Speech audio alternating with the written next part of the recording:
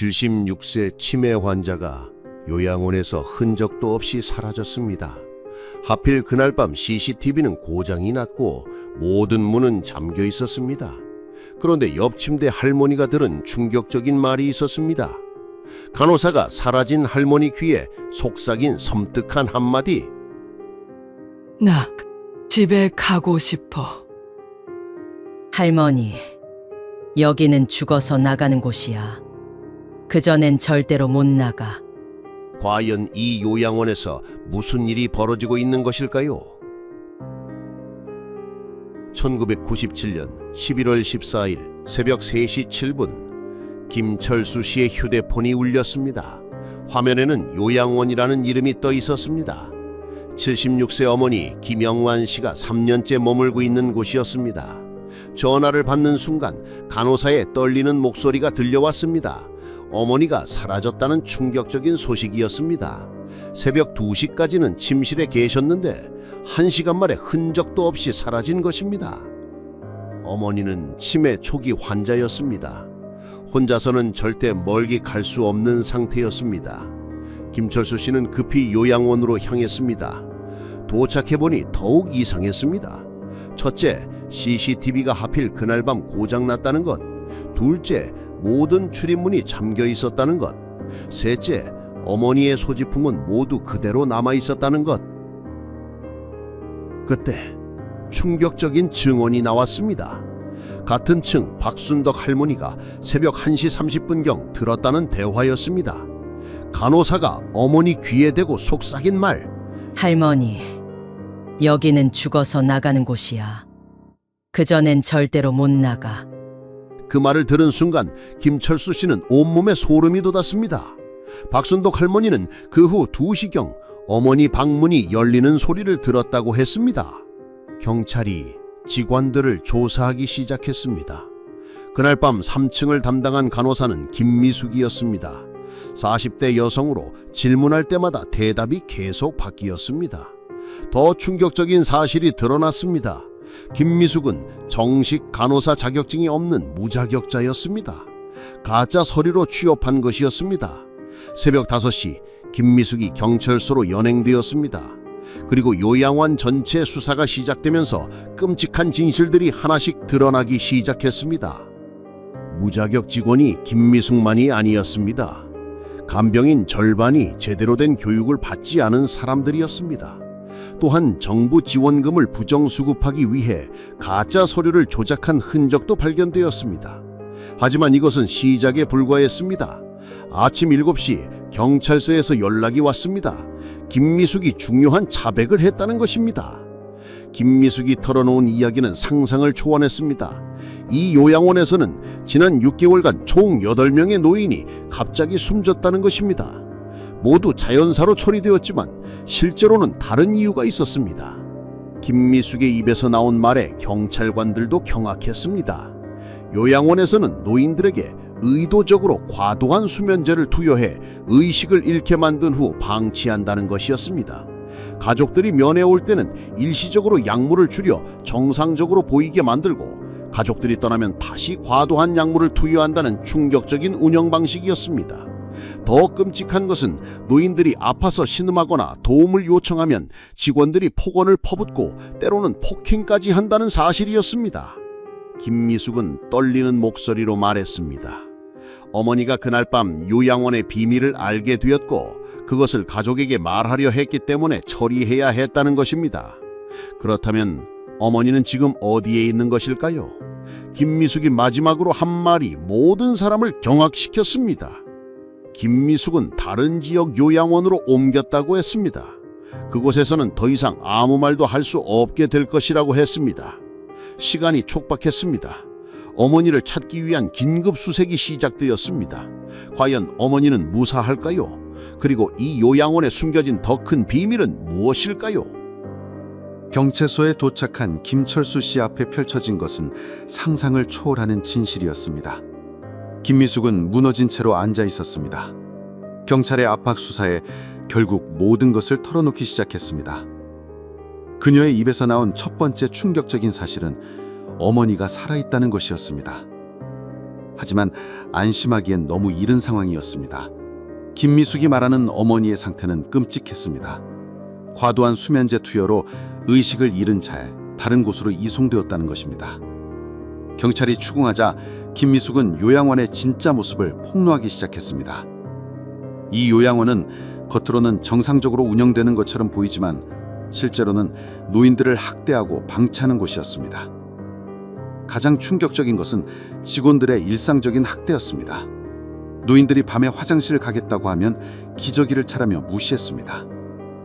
아파서 신음하면 시끄럽다며 입을 틀어막았습니다. 식사 시간에는 억지로 음식을 입에 밀어넣어 체할 때까지 먹였습니다. 김미숙은 떨리는 목소리로 계속 말했습니다. 요양원에서는 가족들이 면회 오기 전에 미리 연락을 받습니다. 그러면 급하게 노인들을 씻기고 깨끗한 옷으로 갈아입힙니다. 가족들이 떠나면 다시 원래대로 돌아갑니다. 더러운 옷을 입히고 수면제를 과도하게 투여해서 하루 종일 의식을 잃게 만듭니다. 이렇게 하면 노인들이 말썽을 부리지 않아 관리가 쉬워진다는 것이었습니다. 더욱 끔찍한 사실이 드러났습니다. 요양원에서는 입소자들의 통장과 카드를 관리한다는 명목으로 빼앗아 개인적인 용도로 사용했습니다. 노인들의 연금과 적금을 마음대로 인출해서 요양원 운영비가 아닌 직원들의 사적인 용도로 썼다는 것입니다. 그뿐만 아니라 노인들이 가져온 귀중품들도 몰래 팔아넘겼습니다. 금반지, 목걸이, 시계 등 값나가는 물건들은 가족들 몰래 처분했습니다.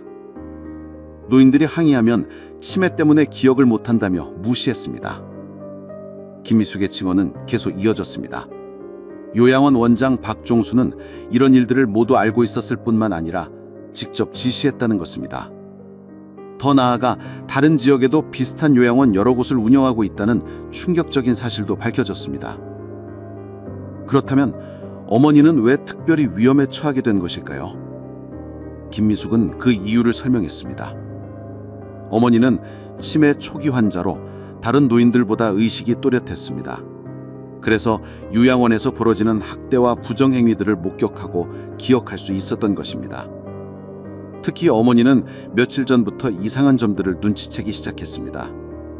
밤마다 들리는 다른 노인들의 신음소리, 직원들의 폭언, 그리고 갑자기 말이 없어지는 동료 입소자들의 모습을 지켜보았습니다. 결정적인 순간은 사흘 전이었습니다. 어머니가 화장실을 가려다가 우연히 직원들의 대화를 들었던 것입니다. 원장과 간호사들이 입소자들의 통장에서 돈을 빼내는 것에 대해 이야기하는 것을 들었습니다.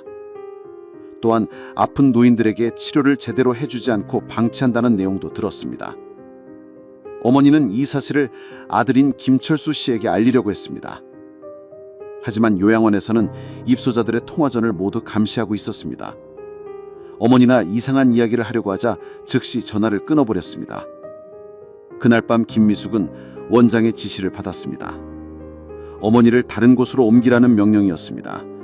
그곳은 더욱 외진 곳에 있는 요양원으로 가족들의 면회도 거의 없고 외부와의 연락도 차단된 곳이었습니다. 김미숙은 그날 밤 어머니에게 강한 수면제를 주사했습니다. 그리고 의식을 잃은 어머니를 휠체어에 태워 몰래 후문으로 빼냈습니다. 밖에서 기다리고 있던 차량에 태워 다른 지역으로 이송했다는 것입니다. 김철수 씨는 분노와 절망감에 휩싸였습니다. 하지만 지금은 감정을 추스리고 어머니를 찾는 것이 우선이었습니다. 경찰은 즉시 김미숙이 말한 그 요양원의 위치를 추적하기 시작했습니다. 하지만 김미숙의 마지막 말이 모든 사람을 더욱 경악시켰습니다. 그 요양원은 단순히 노인들을 격리시키는 곳이 아니라는 것입니다. 거기서는 더욱 끔찍한 일들이 벌어지고 있다고 했습니다. 노인들에게 실험적인 약물을 투여하고 반응을 지켜본다는 것입니다. 또한 의식을 잃은 노인들을 이용해 보험금 사기를 저지른다는 것입니다. 가짜 의료진이 허위 진단서를 갈짝성해서 보험금을 타내는 조직적인 범죄였습니다. 시간이 얼마 남지 않았습니다. 어머니가 그곳에 도착한 지 이미 몇 시간이 지났습니다. 경찰은 긴급히 그 지역으로 출동했습니다. 과연 어머니를 무사히 구할 수 있을까요? 그리고 이 거대한 범죄 조직의 전모는 무엇일까요? 김미숙의 자백이 알려지자 놀라운 일이 일어났습니다. 요양원 다른 입소자 가족들이 하나둘씩 경찰서로 찾아오기 시작한 것입니다. 첫 번째로 나타난 사람은 이영희 씨였습니다. 80세 아버지를 이 요양원에 맡긴 지 1년이 된 딸이었습니다. 그녀가 털어놓은 이야기는 소름 끼쳤습니다. 최근 몇 달 동안 아버지의 몸에서 계속 이상한 멍자국들이 발견되었다는 것입니다. 요양원에서는 나이가 많아서 조금만 부딪혀도 멍이 든다며 대수롭지 않게 넘겼습니다. 하지만 멍의 위치가 이상했습니다. 팔목, 목, 허벅지 등 누군가가 세게 잡았을 때 생기는 형태였습니다. 더 충격적인 것은 아버지의 체중 변화였습니다. 입소 당시 68kg이었던 몸무게가 6개월 만에 52kg까지 떨어졌습니다. 16kg이나 빠진 것입니다. 요양원에서는 입맛이 없어서 그렇다고 설명했지만 이상했습니다. 두 번째로 나타난 사람은 박상철 씨였습니다. 75세의 어머니를 맡긴 아들이었습니다. 그의 증언은 더욱 끔찍했습니다. 어머니가 최근 들어 이상한 말을 하기 시작했다는 것입니다. 밤에 누군가가 와서 주사를 놓는다고 했습니다.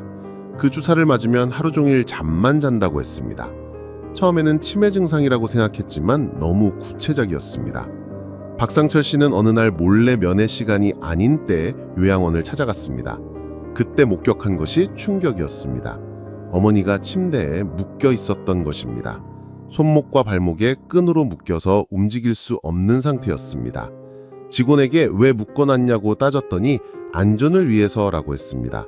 침대에서 떨어질까봐 묶어놨다는 것입니다. 하지만 어머니는 거동이 불편해도 혼자 걸을 수 있는 상태였습니다. 묶어둘 이유가 없었습니다. 세 번째 증언자는 더욱 충격적이었습니다. 김순자 씨는 남편을 이 요양원에 맡겼다가 3개월 만에 잃었습니다. 사인은 급성 신부전이었습니다. 77세의 나이였지만 입소 당시에는 건강한 편이었습니다. 김순자 씨가 이상하게 생각한 것은 남편의 마지막 모습이었습니다.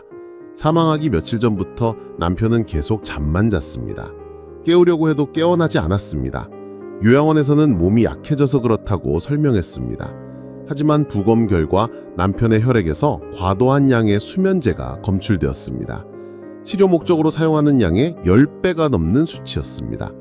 요양원에서는 실수였다고 해명했지만 의심스러웠습니다. 네 번째 증언자는 최현수 씨였습니다. 그는 어머니의 개인 물품이 계속 사라진다고 신고했습니다. 어머니가 소중히 간직하던 금반지, 다이아몬드 귀걸이, 명품 시계 등이 하나씩 없어졌습니다. 요양원에서는 어머니가 치매 때문에 어디에 뒀는지 기억하지 못한다고 했습니다. 하지만 최현수 씨는 의심했습니다. 어머니는 치매가 있어도 자신의 귀중품만은 절대 함부로 두지 않는 분이었기 때문입니다. 더욱 의심스러운 것은 직원들의 태도였습니다. 귀중품이 없어졌다고 신고하면 짜증을 내며 대충 찾아보는 척만 했습니다. 정말로 찾으려는 의지가 전혀 보이지 않았습니다. 다섯 번째 증언자는 가장 충격적인 이야기를 했습니다. 장미영 씨는 남편이 요양원에서 폭행을 당했다고 주장했습니다. 남편은 치매가 심해서 가끔 소리를 지르거나 돌아다니는 증상이 있었습니다. 그런데 어느 날부터 갑자기 조용해졌습니다. 처음에는 증상이 좋아진 줄 알았습니다. 하지만 아버지의 모습이 이상했습니다. 아버지는 직원을 보면 무서워했습니다. 몸을 움츠리고 떨었습니다. 특히 김미숙을 보면 심하게 두려워했습니다. 뭔가 무서운 일을 당한 것 같았습니다. 장명 씨는 아버지 몸을 자세히 살펴봤습니다. 등과 팔에 손가락 자국 같은 멍이 여러 개 있었습니다. 또한 입 안쪽이 찢어진 상처도 있었습니다. 누군가가 입을 틀어막으면서 생긴 상처 같았습니다. 요양원에서는 아버지가 스스로 넘어지면서 다쳤다고 설명했지만 설명과 맞지 않았습니다. 명백히 누군가에게 폭행을 당한 흔적이었습니다. 이렇게 5가족의 증언이 쏟아지자 경찰은 사건의 심각성을 깨달았습니다. 이것은 단순히 한 명의 실종 사건이 아니었습니다. 요양원 전체에서 벌어지고 있는 조직적인 학대와 범죄였습니다. 경찰은 즉시 요양원에 대한 전면 수사를 결정했습니다. 모든 입소자들을 대상으로 건강검진을 실시하고 직원들을 전면 조사하기로 했습니다.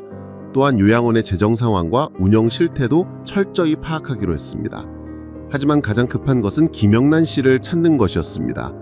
김미숙이 말한 그 요양원을 찾아내야 했습니다. 시간이 지날수록 위험이 커지고 있었습니다. 경찰은 김미숙을 더욱 압박했습니다. 그 요양원의 정확한 위치를 말하라고 했습니다. 김미숙은 마지못해 입을 열었습니다. 그곳은 서울에서 차로 3시간 거리에 있는 산간 지역이었습니다. 외부와 완전히 단절된 곳에 숨어 있는 비밀 요양원이었습니다. 과연 그곳에서 어떤 일들이 벌어지고 있을까요? 그리고 김영란 씨는 무사일까요? 김미숙이 말한 산간 지역 요양원을 찾기 위해 경찰 특수팀이 긴급 출동했습니다. 김철수 씨도 함께 동행했습니다. 차량 3대가 고속도로를 질주했습니다. 가는 길에 김미숙이 추가로 털어놓은 이야기는 더욱 끔찍했습니다. 그 산간 요양원은 표면적으로는 일반 요양원이지만 실제로는 문제가 있는 노인들을 격리시키는 곳이라고 했습니다. 가족들에게 말썽을 부리는 노인, 요양원의 비밀을 알게 된 노인, 그리고 더 이상 보험금이나 연금을 뽑아낼 가치가 없어진 노인들을 보내는 곳이었습니다. 한번 그곳에 가면 다시는 가족을 만날 수 없다고 했습니다. 3시간 후 일행은 깊은 산속에 도착했습니다. 외부에서는 전혀 보이지 않는 곳에 2층 건물이 하나 숨어 있었습니다. 간판도 없고 표시도 없는 정체불명의 건물이었습니다. 경찰이 건물을 포위했습니다. 하지만 이상했습니다. 건물 안이 너무 조용했습니다. 일반적인 요양원이라면 사람들의 움직임이나 소리가 들려야 하는데 마치 빈 건물 같았습니다. 경찰이 정문으로 들어서자 놀라운 광경이 펼쳐졌습니다. 1층 거실에 노인 10여 명이 의자에 앉아 있었는데 모두 눈을 감고 있었습니다. 잠든 것도 아니고 기절한 것도 아닌 이상한 상태였습니다. 경찰이 노인들을 깨우려고 했지만 반응이 없었습니다. 눈을 뜨지도 않고 대답도 하지 않았습니다. 마치 살아있는 시체 같았습니다. 숨은 쉬고 있지만 의식이 완전히 없는 상태였습니다. 그때 안쪽에서 한 남자가 나타났습니다. 50대로 보이는 남자가 당황한 표정으로 다가왔습니다. 자신을 이곳 관리인이라고 소개했습니다. 이름은 최덕배였습니다. 최덕배는 경찰에게 이곳은 중증 치매 환자들을 돌보는 전문 시설이라고 설명했습니다. 노인들이 모두 잠들어 있는 것은 진정제를 투여했기 때문이라고 했습니다. 치매가 심해서 폭력적으로 변한 환자들을 안전하게 관리하기 위해서라고 주장했습니다. 하지만 경찰은 의심했습니다. 이곳에는 의사도 간호사도 없었습니다. 최덕배 혼자서 10여 명의 노인을 돌보고 있다는 것 자체가 말이 안 됐습니다. 더욱이 이곳은 정식으로 등록된 요양원도 아니었습니다. 경찰이 2층을 수색하자 더욱 충격적인 장면이 펼쳐졌습니다. 작은 방들이 여러 개 있었는데 각 방마다 노인 한 명씩이 침대에 누워 있었습니다. 모두 의식을 잃은 상태였습니다. 그중 한 방에서 김영란 씨를 발견했습니다. 김철수 씨는 어머니를 향해 달려갔습니다. 하지만 어머니는 눈을 뜨지 못했습니다. 숨은 쉬고 있지만 깊은 잠에 빠진 것 같았습니다. 즉시 구급차가 호출되었습니다.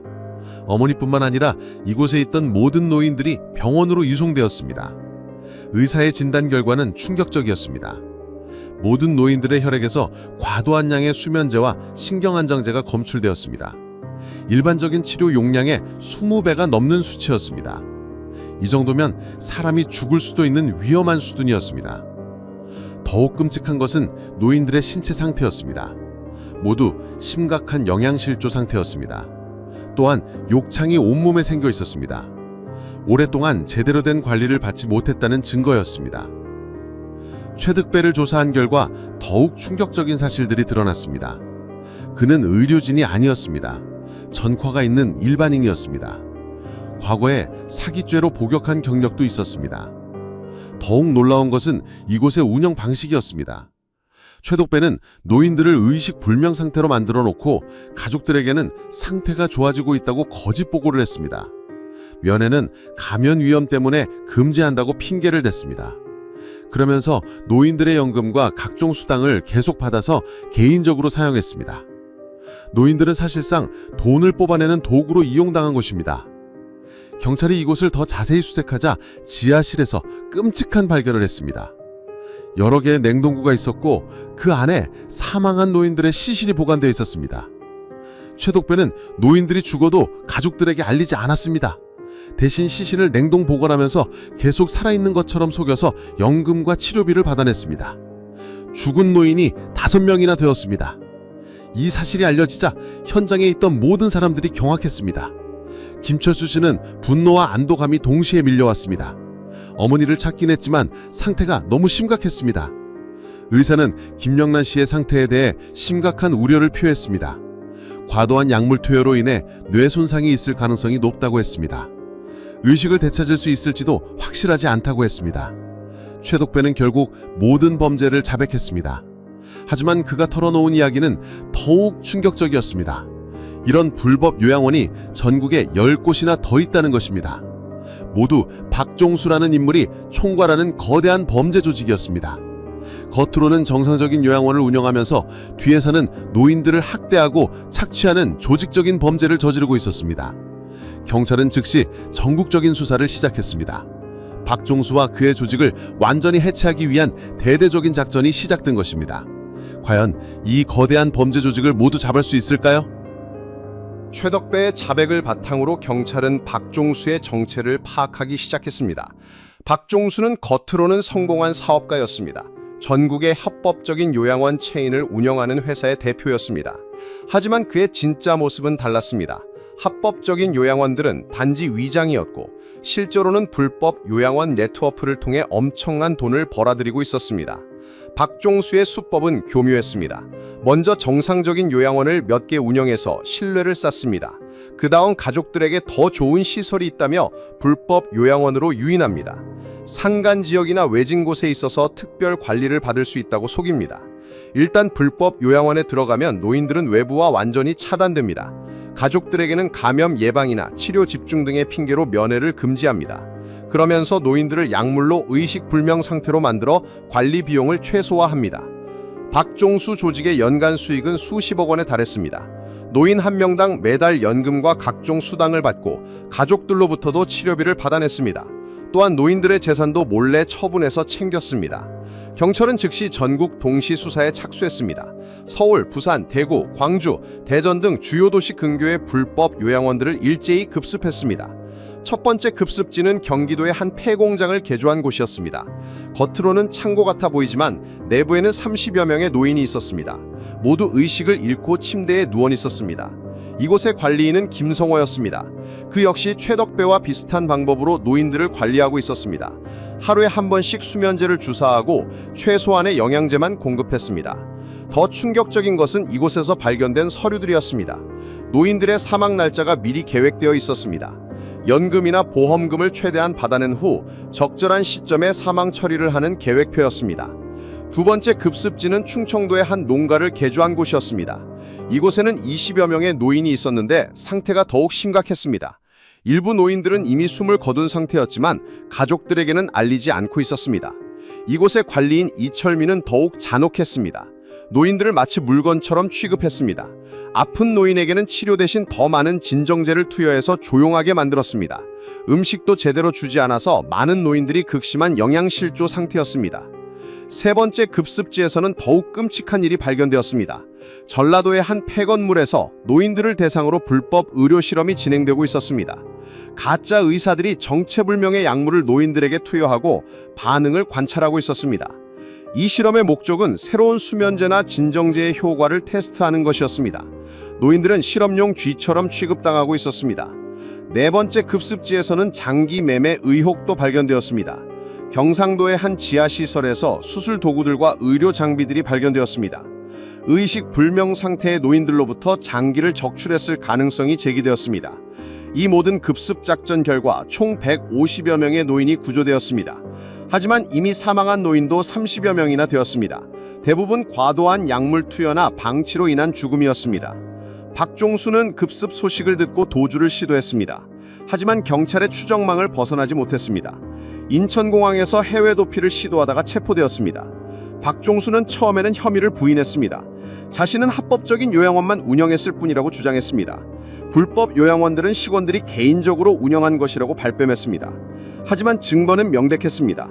박종수의 계좌로 불법 요양원들로부터 거액의 돈이 송금된 기록이 있었습니다. 또한 그가 직접 불법 요양원들을 방문한 CCTV 영상도 발견되었습니다. 한편 병원에서 구조된 노인들의 치료가 계속되고 있었습니다. 김영만 씨도 그중 한 명이었습니다. 의식은 아직 돌아오지 않았지만 생명에는 지장이 없다는 의사의 진단이 나왔습니다. 김철수 씨는 병원에서 어머니 곁을 지키며 깨어나기를 기다렸습니다. 의사는 시간이 지나면 의식을 되찾을 가능성이 높다고 했습니다. 다만 과도한 약물로 인한 후유증이 남을 수 있다고 경고했습니다. 박종수 조직의 전모가 밝혀지면서 사회는 큰 충격에 빠졌습니다. 요양원이라는 이름으로 이런 끔찍한 범죄가 벌어지고 있었다는 사실에 모든 사람들이 경악했습니다. 정부는 즉시 전국 모든 요양원에 대한 전면 조사를 지시했습니다. 또한 요양원 운영에 대한 법규를 대폭 강화하기로 했습니다. 이런 일이 다시는 일어나지 않도록 철저한 대책을 마련하겠다고 발표했습니다. 하지만 아직 끝나지 않았습니다. 박종수가 마지막으로 털어놓은 이야기가 또 다른 충격을 주었습니다. 이런 불법 요양원 사업에 정치인들과 공무원들도 연루되어 있다는 것입니다. 과연 이 사건의 진짜 끝은 어디일까요? 박종수의 마지막 폭로는 모든 사람을 경악시켰습니다. 그가 꺼내든 것은 한 장의 명단이었습니다. 그 명단에는 국회의원, 시장, 구청장 등 정치인들의 이름이 빼곡히 적혀 있었습니다. 박종수는 이들에게 정기적으로 후원금을 지급했다고 자백했습니다. 대신 이들은 요양원 관련 인허가 과정에서 편의를 봐주고 단속을 피할 수 있도록 도와주었습니다. 유착 관계가 수년간 지속되어 왔던 것입니다. 더욱 충격적인 것은 일부 공무원들도 직접 범죄에 가담했다는 사실이었습니다. 보건복지부 산하요양원 관리 담당자들이 허위 서류를 작성해주고 부실 운영을 묵인해 주었습니다. 그 대가로 상당한 돈을 받았습니다. 경찰은 즉시 정치인들과 공무원들에 대한 수사에 착수했습니다. 박종수가 제출한 명단을 바탕으로 일제히 압수수색을 실시했습니다. 국회의원 사무실과 시청, 구청 등이 수사 대상이 되었습니다. 첫 번째로 체포된 것은 김영호 시의원이었습니다. 그는 박종수로부터 매월 5천만 원의 후원금을 받았습니다. 그 대신 요양원 건립 허가 과정에서 특혜를 제공했습니다. 부적격한 부지도 허가해주고 부실한 시설도 통과시켜 주었습니다. 두 번째로 잡힌 것은 보건복지부 과장 이수진이었습니다. 그녀는 요양원 정기 점검을 담당하는 핵심 인물이었습니다. 박종수의 불법 요양원들에 대한 점검을 의도적으로 빼먹거나 형식적으로만 진행했습니다. 이수진의 집에서는 박종수가 준 거액의 현금이 발견되었습니다. 또한 그녀의 계좌에는 수억 원의 의심스러운 입금 내역이 있었습니다. 모두 박종수 관련 회사들로부터 온 돈이었습니다. 세 번째로 체포된 것은 더욱 충격적이었습니다. 국회 보건복지위원회 소속 박철민 의원이었습니다. 그는 요양원 관련 법안을 다루는 핵심 인물이었습니다. 박철민은 박종수의 요구에 따라 요양원 규제를 완화하는 법안을 발의했습니다. 또한 요양원 단속을 강화하려는 법안들은 의도적으로 저지했습니다. 그 대가로 수십억 원을 받았습니다. 박철민의 비서실에서는 더욱 끔찍한 증거가 발견되었습니다. 박종수와 나눈 대화 녹음 파일이었습니다. 그 내용은 소름 끼쳤습니다.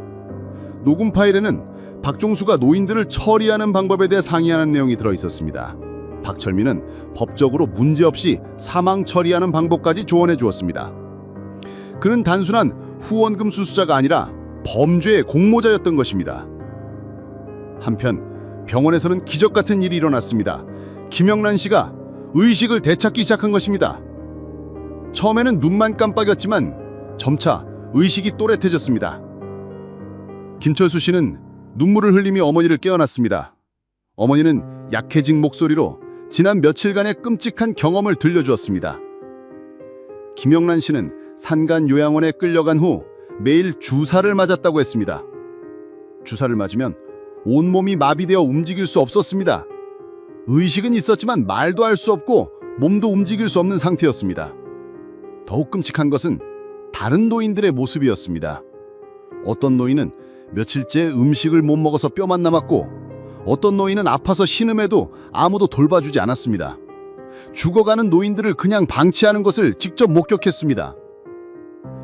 김영란 씨의 증언은 수사에 큰 도움이 되었습니다. 그녀가 기억하는 관리인들의 대화 내용을 통해 추가 범죄 사실들이 밝혀졌습니다. 특히 충격적인 것은 노인들을 실험 대상으로 사용했다는 증언이었습니다. 정체불명의 약물을 주사하고 반응을 지켜보는 일이 일상적으로 벌어졌습니다. 일부 노인들은 그 실험으로 인해 목숨을 잃기도 했습니다. 이런 증언들이 나오면서 박종수에 대한 추가 수사가 진행되었습니다. 그의 범죄는 단순한 요양원 부실 운영을 넘어서 살인에 가까운 수준이었습니다. 검찰은 박종수를 살인죄로 기소하기로 결정했습니다. 또한 연루된 정치인과 공무원들도 모두 구속수하기로 했습니다. 이들의 묵인과 비호가 없었다면 이런 대규모 범죄는 불가능했을 것입니다. 사건이 정치권까지 번지면서 사회 전체가 큰 충격에 빠졌습니다. 국민들은 분노했습니다. 가장 약한 계층의 노인들을 이용해서 돈을 벌고 그것도 모자라 정치인들과 결탁해서 범죄를 저지른 것에 대해 격분했습니다. 시민단체들은 대규모 시위를 조직했습니다. 요양원 제도의 전면 개혁을 요구했습니다. 또한 연루된 정치인들의 즉각 사퇴를 요구했습니다. 정부는 비상대책회의를 열었습니다. 대통령이 직접 사과 성명을 발표했습니다. 요양원 관리 체계를 완전히 재편하겠다고 약속했습니다. 또한 피해자들에 대한 전면적인 지원책도 마련하겠다고 했습니다. 박종수와 그의 조직원들은 모두 법정에 섰습니다. 검찰은 박종수에게 무기징역을 구형했습니다. 150여 명의 노인을 학대하고 30명을 죽음에 이르게 한 혐의였습니다. 재판부는 이 사건을 사회에 큰 충격을 준 중대 범죄로 규정했습니다. 박종수는 무기징역을 선고받았습니다. 각 불법 요양원 관리인들도 모두 10년 이상의 중형을 받았습니다. 연루된 정치인들과 공무원들도 모두 처벌받았습니다. 김영호 시의원은 징역 7년, 이수진 과장은 징역 5년, 박철민 의원은 징역 12년을 선고받았습니다. 이들은 모두 공직에서 영구 제명되었습니다. 한편 김영란 씨는 꾸준한 치료를 받으며 회복되고 있었습니다. 과도한 약물로 인한 후유증이 일부 남았지만 일상생활에는 큰 지장이 없었습니다. 무엇보다 가족과 다시 함께할 수 있게 된 것이 가장 큰 기쁨이었습니다. 김철수 씨는 어머니를 집으로 모셔왔습니다. 3개월간의 긴 악몽이 끝난 것입니다. 어머니는 집에서 가족들의 보살핌을 받으며 평온한 일상을 되찾았습니다.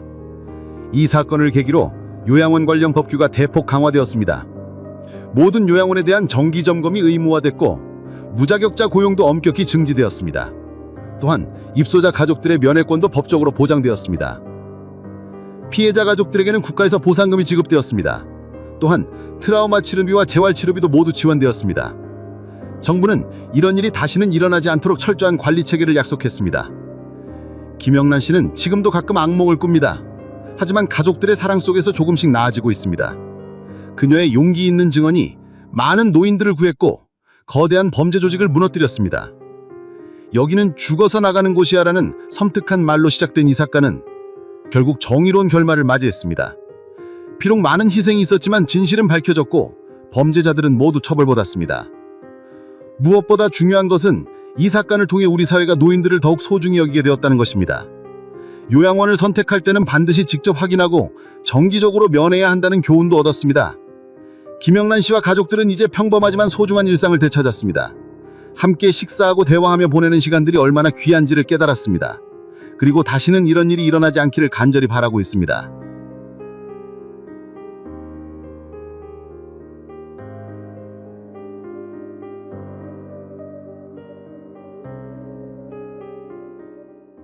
놀이동산에서 회전 목마를 타다가 갑자기 사라진 딸.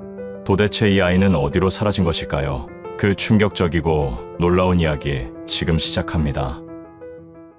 2000년 5월 5일 어린이날 오전 9시 30분 대형 놀이동산 정문 앞에 검은색 SUV 한 대가 주차했습니다. 차에서 내린 것은 김민수 씨 34세와 부인 이지연 씨 31세 그리고 6살 딸 김태희였습니다. 태희는 분홍색 원피스에 흰색 운동화를 신고 있었습니다. 머리에는 미니마우스 머리띠를 하고 등에는 작은 백팩을 메고 있었죠. 아이의 눈은 설렘으로 반짝이고 있었습니다. 아빠, 빨리 들어가자. 회전목마 타고 싶어. 태희가 아버지의 손을 잡아당겼습니다. 김민수 씨는 중견 IT 회사에서 일하는 평범한 직장인이었습니다. 평소 야근이 잦아 딸과 보내는 시간이 부족했죠. 어린이날만큼은 온전히 태희에게 집중하고 싶었습니다. 천천히 가자. 우리 공주님, 오늘 하루 종일 놀 수 있어. 아버지가 말했습니다. 어머니 이지연 씨는 손에 작은 가방을 들고 있었습니다. 그 안에는 태희의 여분옷, 물티슈, 간식 등이 들어있었죠. 평소 꼼꼼한 성격으로 유명한 그녀였습니다. 오전 10시, 가족은 놀이동산에 입장했습니다. 어린이날이라 그런지 평소보다 사람들이 훨씬 많았습니다. 아이들의 웃음소리와 놀이기구 소리가 공원 전체에 울려 퍼졌죠. 첫 번째로 탄 것은 태희가 그토록 원하던 회전목마였습니다. 알록달록한 말 위에 앉은 태희는 손을 흔들며 부모에게 인사했습니다. 김민수 부부는 펜스 밖에서 스마트폰으로 딸의 모습을 촬영했죠. 오전 10시 45분, 회전목마가 끝나고 가족은 다음 놀이기구로 향했습니다. 태희는 이번에는 범퍼카를 타고 싶다고 했습니다. 아빠가 같이 탈게. 김민수 씨가 말했습니다.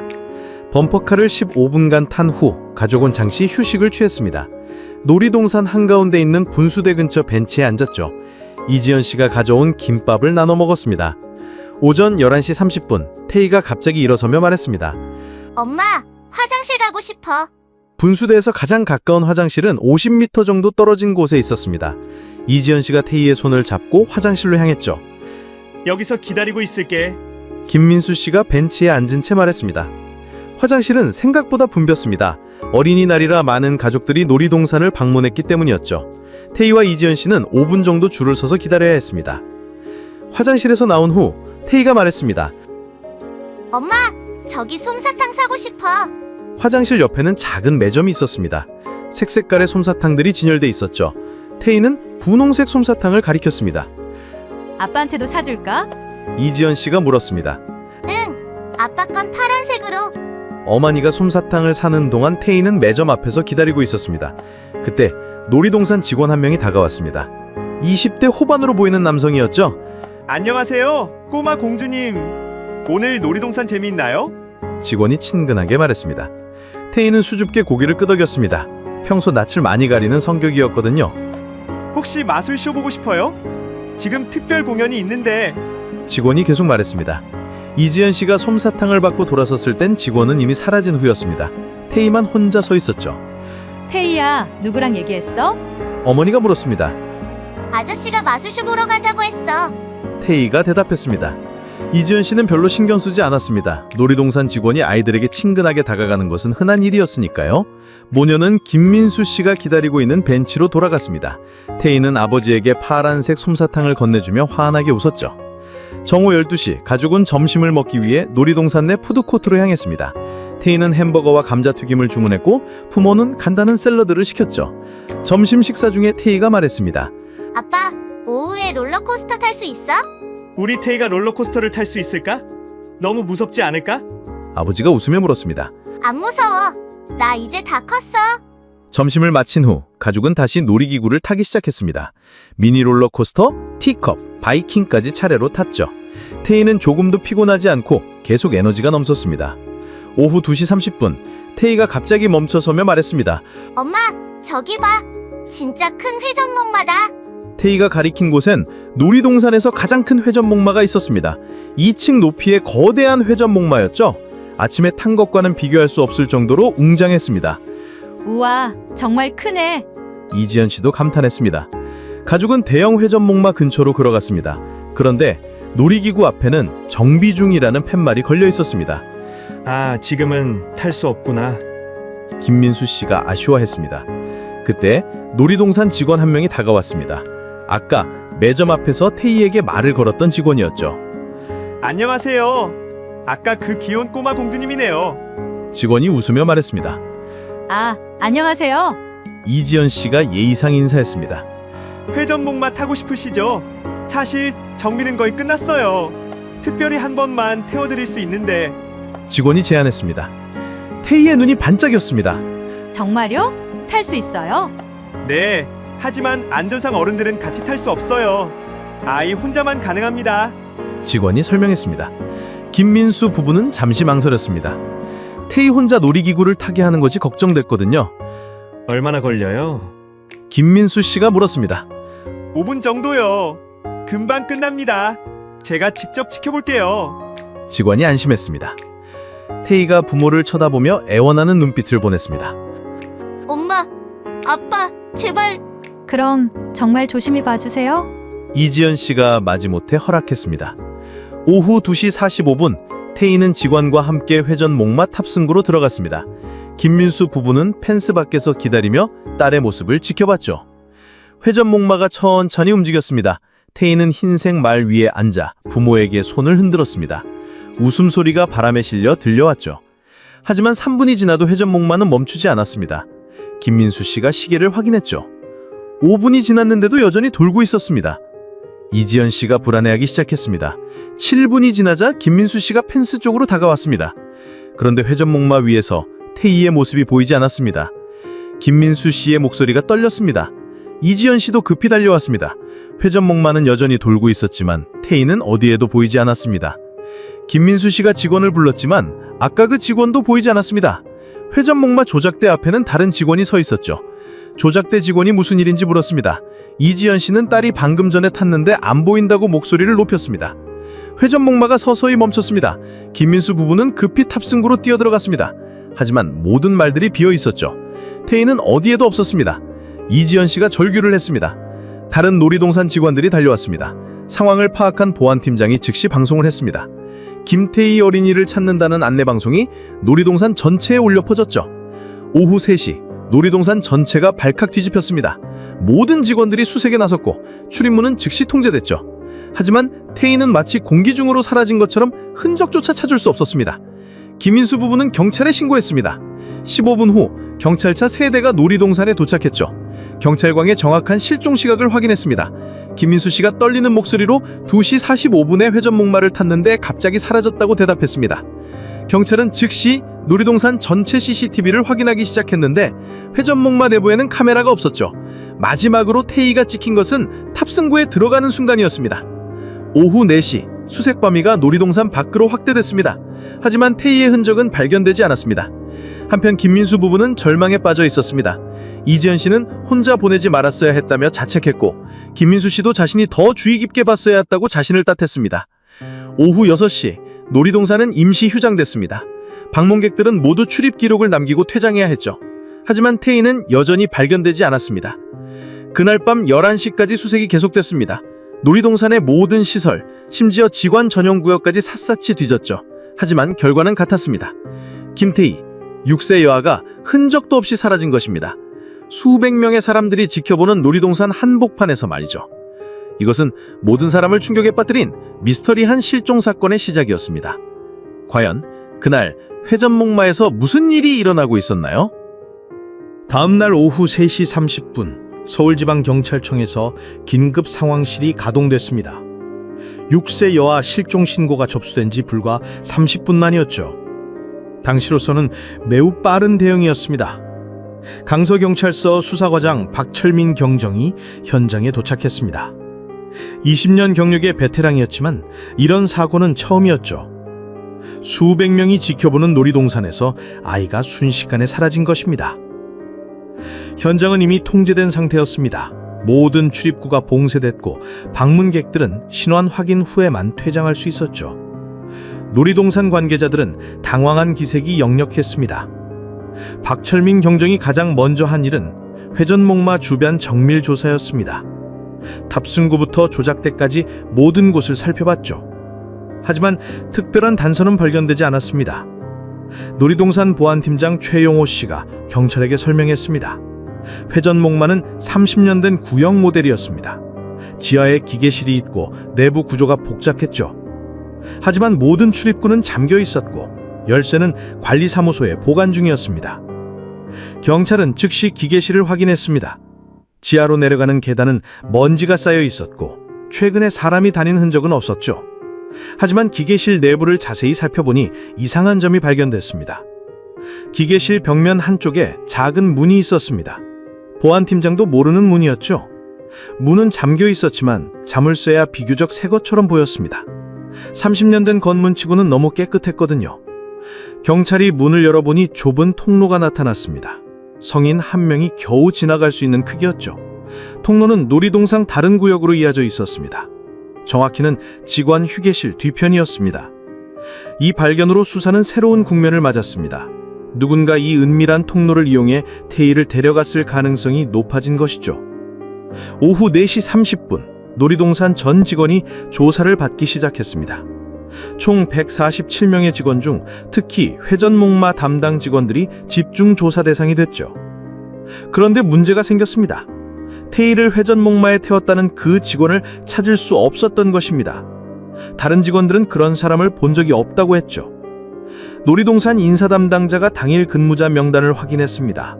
회전목마 구역에는 3명의 직원이 배치됐는데 모두 40대 이상의 베테랑들이었습니다. 김민수 부부가 목격한 20대 후반 남성은 명단에 없었죠. 이는 외부인이 직원으로 위장해 놀이동산에 침입했을 가능성을 시사했습니다. 보안이 허술했던 2000년 당시로서는 충분히 가능한 일이었죠. 오후 5시 경찰은 놀이동산 전체 CCTV 영상 분석에 착수했습니다. 하지만 2000년 당시 CCTV는 10대뿐이었고 절반은 고장난 것도 많았습니다. 화질도 30m 이상 떨어진 사람의 얼굴은 알아볼 수 없을 정도였습니다. 유일하게 남은 영상에서 태희가 정문에서 입장하는 모습과 회전목마 탑승구에 들어가는 모습만 확인됐습니다. 그 이후의 영상은 없었습니다. 경찰은 태희와 함께 탑승구에 들어간 남성의 신원 파악에 집중했습니다. 하지만 영상 화질이 워낙 나빠 얼굴을 식별하기 어려웠죠. 키 175cm 내외, 마른 체형, 짧은 머리라는 것만 확인됐습니다. 한편 김민수 부부는 경찰서에서 조사를 받고 있었습니다. 혹시 가족 내 문제나 금전적 이유로 인한 계획적 실종이 가능성도 배제할 수 없었거든요. 김민수 씨는 회사에서 팀장으로 일하는 평범한 직장인이었습니다. 연봉 4,500만 원, 아파트 대출금 1억 2천만 원, 특별한 부채나 문제는 없었죠. 이지연 씨도 결혼 후 전업주부로 지내고 있었습니다. 부부의 진술은 일치했고 거짓말 탐지기 검사도 통과했습니다. 가족관계도 원만했고 태희를 해칠 이유가 전혀 없었습니다. 오후 6시 경찰은 놀이동산 주변 상가와 도로 CCTV 확인 작업이 시작됐습니다. 태희가 놀이동산 밖으로 빠져나갔을 가능성을 확인하기 위해서였습니다. 놀이동산 정문 앞 편의점 CCTV에서 수상한 장면이 포착됐습니다. 오후 3시 10분경 검은색 승용차 한 대가 놀이동산 후문 근처에 정차했다가 20분 후 빠르게 사라진 것입니다. 차량 번호판은 진흙으로 가려져 있어 식별이 불가능했습니다. 하지만 차종은 2000년식 소나타로 추정됐죠. 운전자의 얼굴도 확인할 수 없었습니다. 이 시각은 태희가 실종된 시각과 정확히 일치했습니다. 경찰은 이 차량이 사건과 관련이 있을 가능성이 높다고 판단했습니다. 오후 7시 경찰은 놀이동산 직원들에 대한 신원 조회를 실시했습니다. 그 결과 충격적인 사실이 드러났습니다. 3명의 직원이 성범죄 전과가 있었던 것입니다. 가장 주목받은 인물은 시설관리팀의 소속 이병호 43세였습니다. 15년 전 아동 성추쟁으로 실형을 받은 전력이 있었죠. 놀이동산 채용 당시 이를 숨겼던 것입니다. 이병호 씨는 회전목마 기계실 열쇠에 접근할 수 있는 몇 안 되는 직원 중 하나였습니다. 또한 놀이동산 내부 구조를 누구보다 잘 알고 있었습니다. 경찰이 이병호 씨를 긴급 체포했습니다. 하지만 그의 알리바이는 확실했습니다. 사건 당시 다른 구역에서 10명의 동료와 함께 근무하고 있었거든요. 오후 8시 놀이동산 운영회사 대표 강수민 씨가 기자회견을 열었습니다. 회사 차원에서 최선을 다해 수사에 협조하겠다고 발표했습니다. 하지만 기자들의 질문은 날카로웠습니다. 보안 시스템이 너무 허술한 것 아니냐는 지적이 쏟아졌습니다. CCTV 절반이 고장났고 출입 통제도 제대로 되지 않았다는 것이었습니다. 강수민 대표는 즉시 보안 시스템을 전면 개선하겠다고 약속했습니다. 그날 밤 10시 경찰은 놀이동산 전체를 다시 한번 수색했습니다. 이번에는 지하시설과 건물 구석구석까지 샅샅이 뒤졌죠. 하지만 태희의 흔적은 발견되지 않았습니다. 수색 과정에서 한 가지 더 이상한 점이 발견됐습니다. 직원 휴게실 뒤편 창고에서 아이용 신발 한 짝이 나온 것입니다. 하얀 운동화였는데 태희가 신고 있던 것과 비슷했습니다. 하지만 신발 사이즈가 달랐습니다. 언제부터 거기 있었는지도 알 수 없었습니다. 이 발견으로 또 다른 운명이 제기됐습니다. 혹시 이전에도 비슷한 사건이 있었던 것은 아닐까 하는 의심이었습니다. 경찰은 즉시 과거 5년간 놀이동산 관련 실종 신고를 조회했습니다. 놀랍게도 3건의 미아 신고가 있었습니다. 모두 4에서 7세 사이의 어린아이들이었습니다. 다행히 3건 모두 몇 시간 후 아이들을 찾았습니다. 하지만 공통점이 있었습니다. 모두 회전목마 근처에서 부모와 떨어진 상태였다는 것이었습니다. 당시에는 단순한 미아 사건으로 처리됐지만 지금 생각해보니 의심스러운 점들이 많았습니다.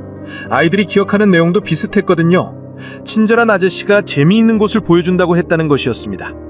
밤 11시 30분, 김민수 부부는 집으로 돌아갔습니다. 하지만 태희 없는 집은 너무나 적막했습니다. 태희의 장난감들이 그대로 흩어져 있었고 침대에는 좋아하는 인형이 놓여 있었습니다. 이주연 씨는 그날 밤 한숨도 잘 수 없었습니다. 태희가 어딘가에서 무서워하고 있을 생각에 가슴이 미어졌습니다.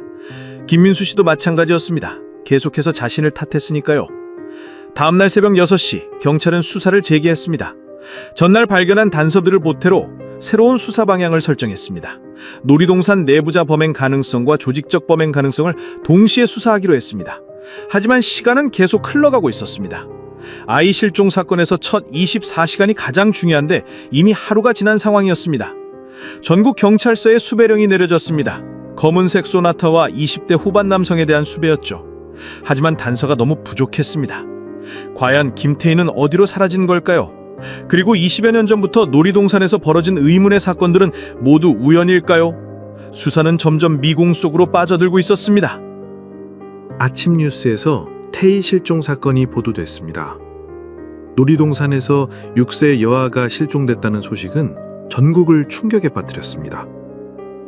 오전 8시 여러 방송국에서 이 사건을 연이어 보도했습니다. 평범한 가족의 놀이동산 나들이가 악몽으로 바뀐 사건이었습니다. 김태희의 사진이 전국 방송을 타고 런해졌습니다. 언론은 놀이동산의 허술한 보안 시스템을 집중 비판했습니다. CCTV 절반이 고장나 있었고 출입 통제도 제대로 되지 않았다는 점이 부각됐죠. 놀이동산 운영회사 주가는 하루 만에 15% 급락했습니다. 오전 10시 서울지방경찰청장이 긴급 기자회견을 열었습니다.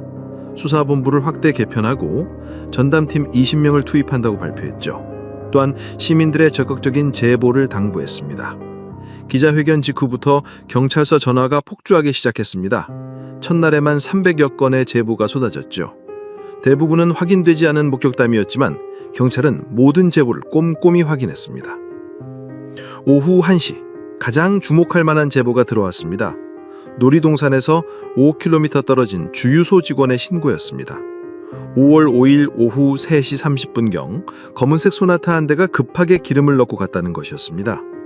더 중요한 것은 차 뒷좌석에 아이가 있었다는 증언이었습니다.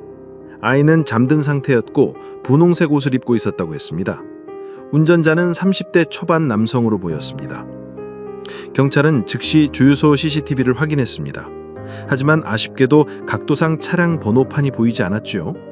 운전자의 얼굴도 선글라스와 모자로 가려져 식별이 어려웠습니다. 그래도 이 제보는 중요한 단서가 됐습니다. 태희가 놀이동산에서 납치된 후 차량으로 이동했을 가능성이 높아진 것이었습니다. 경찰은 주유소를 중심으로 반경 50km 내 수색 범위를 확대했습니다. 그날 저녁 9시 뉴스에서 태희 실종 사건이 톱뉴스로 다뤄졌습니다. 김민수 부부가 직접 출연해 도움을 호소했습니다. 이지연 씨는 눈물을 흘리며 태희가 무사히 돌아오기를 간절히 바란다고 말했습니다. 방송 후 제보 전화가 더욱 쏟아졌습니다. 전국 각지에서 태희를 봤다는 신고가 이어졌습니다. 경찰은 제보 접수만으로도 인력이 부족할 정도였습니다. 5월 7일 금요일 사건 발생 이틀째가 됐습니다. 경찰은 새벽부터 수사를 재개했습니다. 전날 접수된 제보들을 하나씩 확인하는 작업이 시작됐습니다. 오전 8시 중요한 제보가 또 들어왔습니다. 인천 송도 신도시 건설 현장에서 일하는 인부의 신고였습니다. 5월 5일 밤 11시경 건설 현장 근처에서 아이 우는 소리를 들었다는 것이었습니다. 더욱 주목할 점은 그 근처에 검은색 승용차가 주차돼 있었다는 증언이었습니다. 차량은 다음날 새벽 사라졌다고 했습니다. 경찰은 즉시 송도 지역 수색에 나섰습니다. 송도 신도시는 당시 대규모 개발이 진행 중인 지역이었습니다. 곳곳에 공사장과 빈 건물들이 있었죠. 아이를 숨기기에는 적절한 장소들이 많았습니다. 경찰은 경찰견과 함께 송도 전체를 수색했습니다.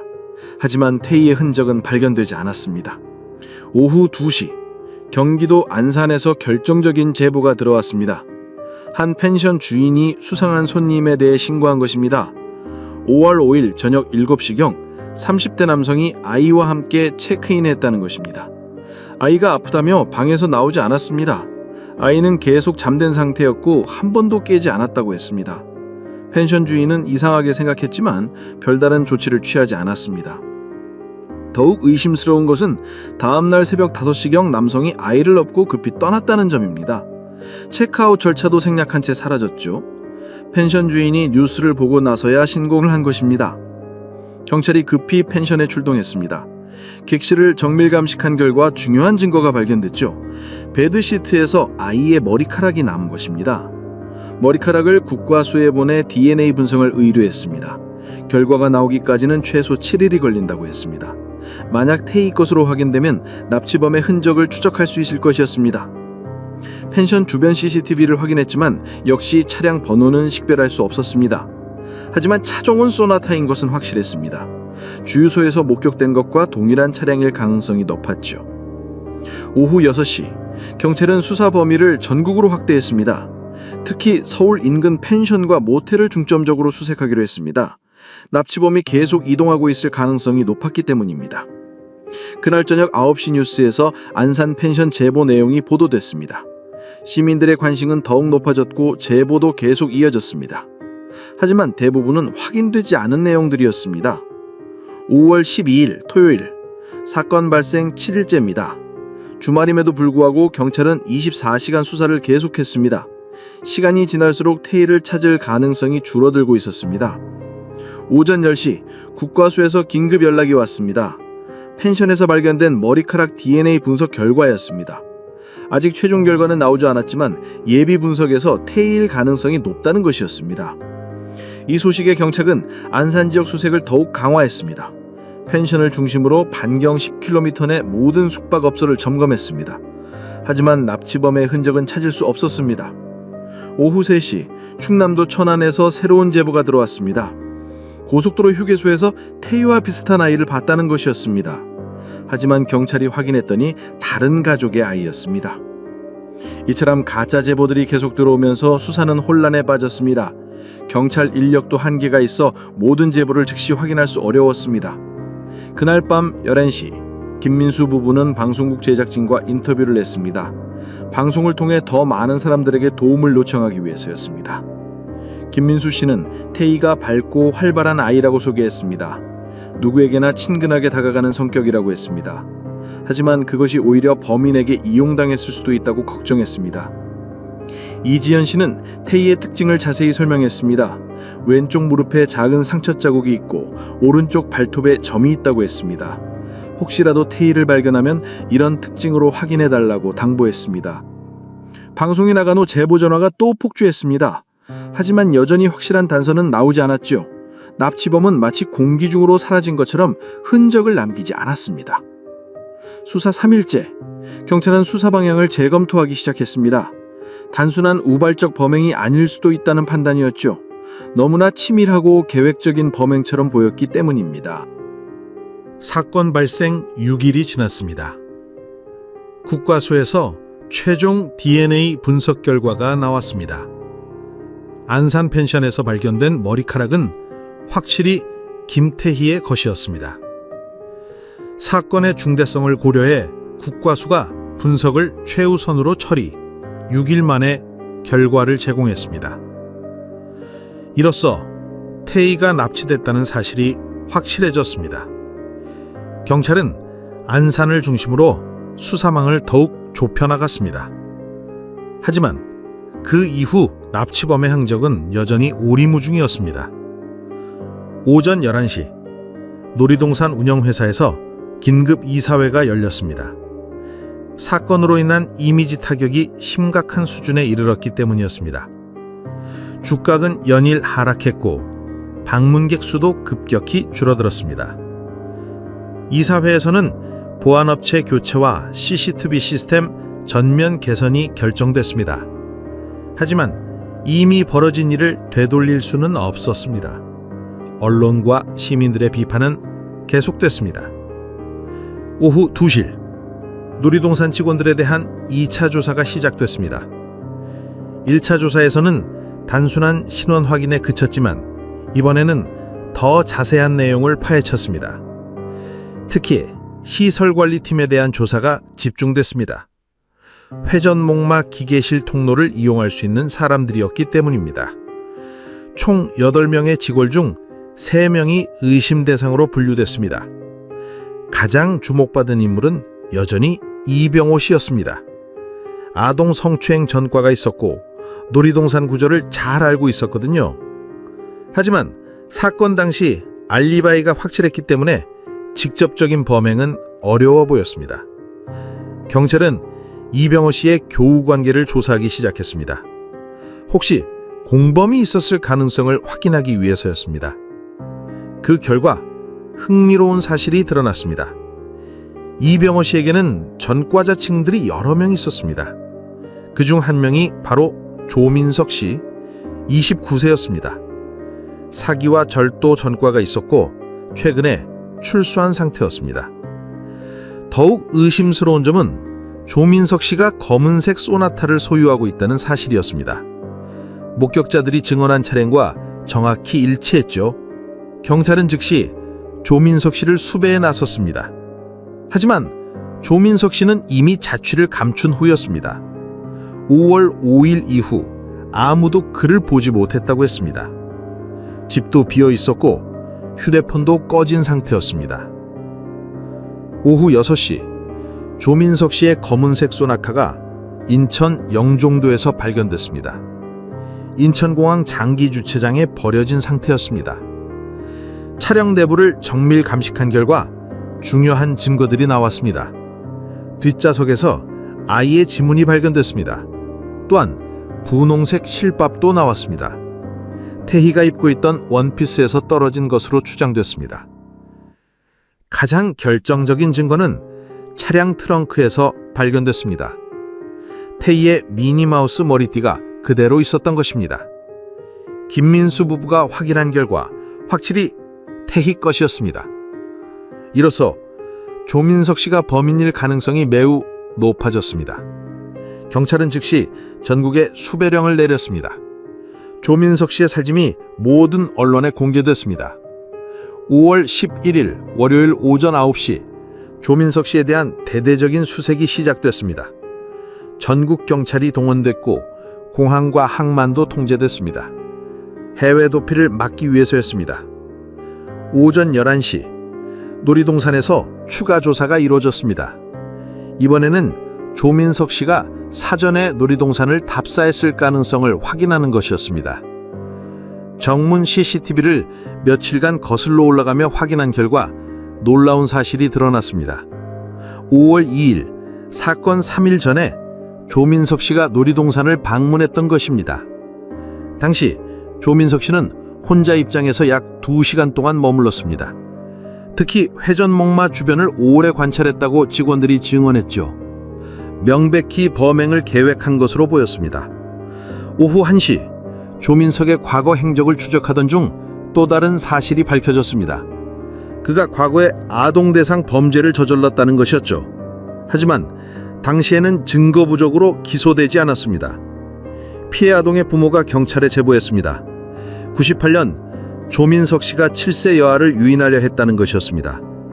다행히 아이가 도망쳐서 큰 일은 없었지만 수법이 이번 사건과 매우 유사했습니다. 당시에도 조민석 씨는 놀이터에서 아이에게 접근했습니다. 재미있는 곳을 보여준다며 유인하려 했던 것이었죠.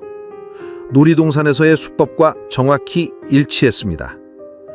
5월 12일 조민석의 지인 제보로 경기도 파주의 빈 창고가 발견됐습니다. 조민석이 가명으로 계약하고 6개월치 월세를 미리 낸 곳이었죠. 창고는 이미 비어 있었지만 아이가 머물렀던 확실한 흔적들이 있었습니다. 과자 부스러기, 아이용 물컵, 담요, 그리고 벽에 어린아이 글씨로 새겨진 엄마라는 글자까지. 창고 임대인의 증언에 따르면 5월 8일 밤에 마지막으로 불이 켜져 있었다고 했습니다. 조민석이 경찰 수사망이 좁아지자 서둘러 이동한 것으로 보였습니다. 한편 인터넷에서는 각종 추측들이 난무했습니다. 놀이동산 보안팀장 최영호 씨의 늦은 대응과 은밀한 통로를 몰랐다는 주장에 의혹이 제기됐습니다. 하지만 경찰은 조민석 추적에만 집중했습니다. 사건 발생 일주일이 지났습니다. 부상에서 중요한 제보가 들어왔습니다. 민박집에서 조민석과 비슷한 남성이 어린 여자아이와 함께 하루 묵고 급히 떠났다는 것이었습니다. 객실에서 태희 것으로 주장되는 머리카락과 수면제 포장지가 발견됐습니다. 조민석이 태희를 재우기 위해 약물을 사용한 것으로 보였습니다. 거제도에서도 비슷한 목격담이 나왔습니다. 아이를 업고 배를 대절하려던 남성이 있었다는 것입니다. 조민석이 바다를 통해 도피 아래 있을 가능성이 제기됐습니다. 하지만 5월 14일 전남 완도에서 충격적인 사건이 벌어졌습니다. 의식을 잃은 5세 여아가 펜션에서 발견된 것입니다. 김민수 부부가 급히 달려갔지만 태희가 아니었습니다. 이 아이는 일주일 전 순천에서 실종됐던 아이였습니다. 아이의 증언을 통해 충격적인 사실이 드러났습니다. 조민석이 여러 명의 아이를 대상으로 범행을 벌이고 있었던 것으로 확인됐습니다. 하지만 김민수 부부의 마음은 더욱 무거워졌습니다. 조민석이 연쇄 범죄자라는 사실이 밝혀지면서 태희의 안전이 더욱 걱정됐거든요. 5월 15일 토요일, 경찰은 전국의 모든 아동 실종 사건을 재검토하기 시작했습니다. 조민석과 연관된 다른 사건들이 있는지 확인하기 위해서였습니다. 그 결과 놀라운 사실이 드러났습니다. 지난 2년간 전국에서 발생한 아동 실종 사건 중 5건이 조민석의 행적과 일치했던 것입니다. 모든 사건이 놀이시설이나 공원 근처에서 발생했습니다. 그리고 대부분 며칠 후 아이들이 발견됐지만 당시 상황을 기억하지 못했죠. 수면제 등 약물을 사용했기 때문으로 추정됐습니다. 하지만 태희 사건은 달랐습니다. 이미 열흘이 지났는데도 발견되지 않았거든요. 이전 사건들과는 다른 양상을 보이고 있었습니다. 오후 3시 프로파일러 정수현 박사가 우려스러운 분석 결과를 발표했습니다. 조민석의 범행 패턴이 변하고 있다는 것이었습니다. 이전에는 며칠로 아이들을 풀어줬지만 이번에는 계속 데리고 다니고 있었습니다. 경찰 수사가 본격화되면서 조민석이 다급해진 것으로 보였습니다. 가장 우려되는 것은 조민석이 증거 인멸을 시도할 가능성이었습니다. 태희의 생명이 위험할 수도 있다는 분석이었습니다. 이 발표를 들은 김민수 부부는 절망에 빠졌습니다. 시간이 지날수록 태희를 찾을 가능성이 줄어들고 있었거든요. 전국 각지에서 조민석 목격담이 계속 들어왔습니다. 하지만 모두 확인되지 않은 내용들이었죠. 수사진은 지치기 시작했고 가족들의 마음도 무너져 갔습니다. 두 사람은 매일 경찰서를 찾아가 수사 상황을 확인했습니다. 새로운 제보가 있으면 직접 현장에 가서 확인하기도 했죠. 하지만 번번이 실망만 안고 돌아와야 했습니다. 오후 6시 시민단체에서 태희 찾기 캠페인을 시작했습니다. 전단지 배포와 거리 캠페인을 통해 시민들의 관심을 지속시키려는 노력이었습니다. 많은 시민들이 자발적으로 참여했습니다. 태희의 사진이 담긴 전단지가 전국 곳곳에 붙여졌죠. 하지만 여전히 확실한 단서는 나오지 않았습니다. 그날 밤 김민수 부부는 태희의 방에서 밤을 지샜습니다. 태희가 돌아올 것을 믿으며 기다리는 마음이었죠. 하지만 현실은 너무나 잔혹했습니다. 사건 발생 열흘이 지났지만 태희의 행방은 여전히 오리무중이었습니다. 시간이 흘러 수사 인력이 20명에서 15명으로 줄었습니다. 김민수 부부에게는 청천벽력 같은 소식이었습니다. 언론의 관심도 새로운 교통사고 뉴스에 밀려 뒷전으로 밀렸습니다. 8월이 되자 경찰은 공식적으로 수사 축소를 발표했습니다. 상시 담당자 3명만 남기고 나머지는 다른 사건으로 배치됐습니다. 시민들의 관심도 식어갔고 거리의 전단지들도 하나둘 사라졌습니다. 9월 새학기가 시작되면서 태희의 빈자리도 자연스럽게 채워졌습니다. 이지연 씨는 심한 우울증에 시달렸고 김민수 씨도 생계를 위해 결국 회사에 복직해야 했습니다. 2001년 새해가 밝았지만 김민수 부부에게는 의미 없는 새해였습니다. 언론에서도 잊혀져 갔습니다. 경찰서에서도 태희 사건 파일은 창고 깊숙한 곳으로 밀려났습니다. 조민석에 대한 수배는 유지됐지만 적극적인 수색은 이루어지지 않았습니다. 김민씨 부부는 그래도 희망을 놓지 않았습니다. 매달 한 번씩은 태희 전단지를 새로 만들어 붙였습니다. 사람들이 관심을 갖지 않아도 포기할 수는 없었습니다. 2015년 이지연 씨가 교통사고로 세상을 떠났습니다. 15년간 우울증과 절망에 시달리다 결국 태희를 만나지 못하고 먼저 떠난 것이었죠.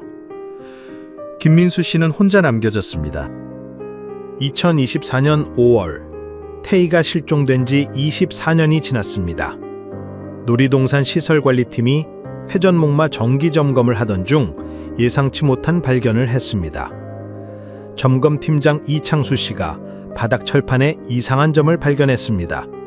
한쪽 모서리 볼트가 완전히 조여지지 않은 상태였던 것이죠. 철판을 들어 올리자 설계도에 없는 작은 공간이 나타났습니다. 가로 1m, 세로 1.5m, 깊이 50cm 정도의 구덩이였습니다. 그 안에는 먼지투성의 물건들이 흩어져 있었습니다. 첫 번째로 나온 것은 분홍색과 흰색이 섞인 부서진 플라스틱 조각들이었습니다. 두 번째는 심하게 녹슨 작은 헤어핀, 세 번째는 색이 바래고 찢어진 분홍색 천조각이었습니다. 가장 충격적인 발견은 벽면에 새겨진 글씨였습니다. 어린아이가 손톱으로 긁어서 새긴 엄마라는 글자였습니다. 운영본부장 강민호 씨가 24년 전 기억을 떠올렸습니다. 2000년에 이 놀이동산에서 분홍색 원피스를 입은 6세 여아가 실종된 사건이 있었다는 것이었습니다. 오후 7시 즉시 경찰에 신고했습니다. 24년 전 실종 사건과 연관이 있을 수 있다고 판단했던 것입니다. 오후 8시 강서경찰서에서 경찰관 2명이 현장에 출동했습니다. 현장을 보니 단순한 분실물이 아니었죠. 벽면에 새겨진 엄마라는 글자를 보고 놀랐습니다. 담당 경찰관이 24년 전 실종 사건 파일을 확인했습니다. 김태희 사건 기록과 발견된 물건들이 일치했죠. 과학수사팀이 호출되어 정밀 감식이 시작됐습니다. 그날 밤 11시 발견된 물건들은 모두 증거품으로 수거됐습니다. 국과수에 보내 DNA 검사와 성분 분석을 의뢰할 예정이었습니다. 다음 날 아침 이 소식이 언론에 보도될 예정이었습니다. 24년 만에 태희 사건이 다시 세상의 주목을 받게 되는 순간이었습니다. 2024년 5월 15일 수요일 오전 6시 모든 주요 언론이 놀이동산 발견 소식을 톱뉴스로 다뤘습니다. 24년 전 실종된 김태희와 관련된 물증이 발견됐다는 것이었습니다. 김민수 씨가 집에서 뉴스를 보고 즉시 강서경찰서로 전화를 걸었습니다. 58세가 된 그는 이미 머리가 하얗게 새어 있었죠. 2015년에 세상을 떠난 아내 없이 24년을 혼자 버텨온 흔적이 얼굴에 그대로 새겨져 있었습니다. 오전 9시 김민수 씨가 놀이공산에 도착했을 때 현장은 경찰 통제선으로 둘러싸여 있었습니다. 담당 경찰관이 간단한 브리핑을 해줬습니다. 회전목마 아래 숨겨진 공간에서 태희 사건과 연관된 물건들이 발견됐다는 것이었습니다. 오전 11시 과학수사팀이 추가 조사를 실시했습니다. 어제 발견하지 못한 증거들이 더 있는지 확인하는 작업이었습니다. 공간 한쪽 구석에서 작은 뼈 조각과 머리카락 몇 가닥이 추가로 발견됐습니다. 오후 1시 놀이동산 운영회사에서 긴급 기재회견을 열었습니다. 강민호 운영본부장이 24년간 해당 공간의 존재를 전혀 몰랐다고 해명했죠. 하지만 기자들의 질문은 날카로웠습니다. 오후 3시 2000년 당시 수사를 담당했던 박철민 전 경정이 언론 인터뷰에 응했습니다. 현재 62세로 이미 퇴직한 상태였죠.